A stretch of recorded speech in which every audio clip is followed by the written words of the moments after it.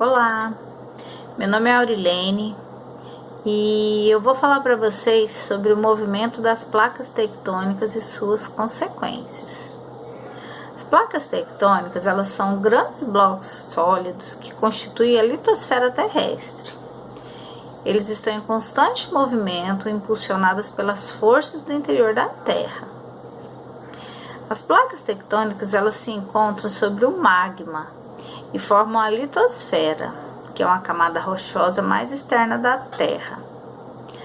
A descoberta dessas placas aconteceu por meio da teoria de tectônica das placas, e isso possibilitou afirmar que a Terra ela está dividida nesses grandes blocos semirrígidos que se movimentam impulsionados pelas forças internas do planeta.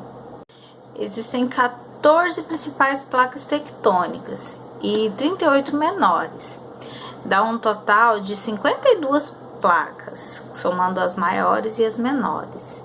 E as mais conhecidas dessas placas são a placa sul-americana, a placa de Nazca, a placa do Pacífico, a placa australiana e a placa africana.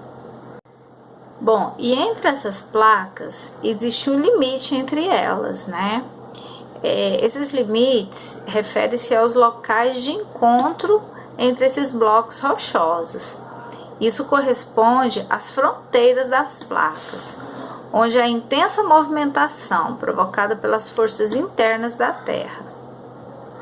E esses limites, eles recebem alguns nomes, né, que são os tipos de limites. Nós vamos falar sobre eles, são 3 tipos. O primeiro deles é o limite convergente.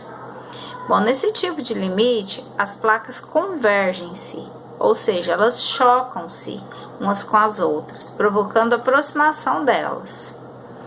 A placa de maior densidade afunda com direção ao manto da Terra e ela acaba fundindo-se devido às altas temperaturas provocadas pelo movimento, né? E a placa menos densa, ela direciona-se ao sentido oposto, devido à pressão gerada, resultando em dobramentos na superfície terrestre. E qual que é o resultado disso, né? A consequência disso? Causa elevações, relevos e aclives, né, na Terra. Então, no limite convergente, há movimentação de choque entre as placas tectônicas. Bom, e no limite divergente, as placas elas divergem-se, ou seja, elas se afastam uma das outras.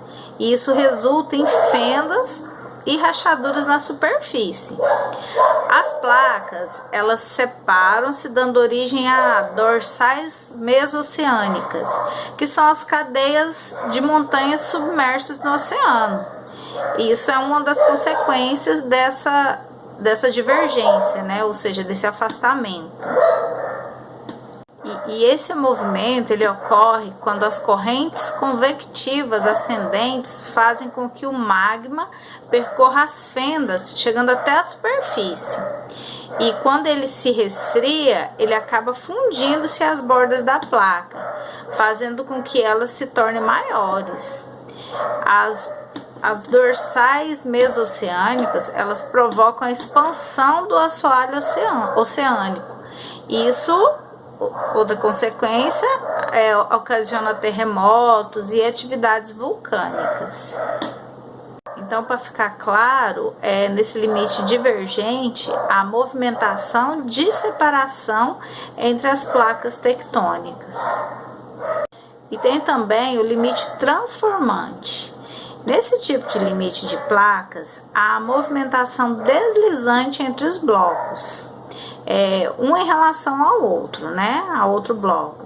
E essa movimentação, ela resulta em rachaduras de contato, não havendo destruição, muito menos o aumento ou criação de placas.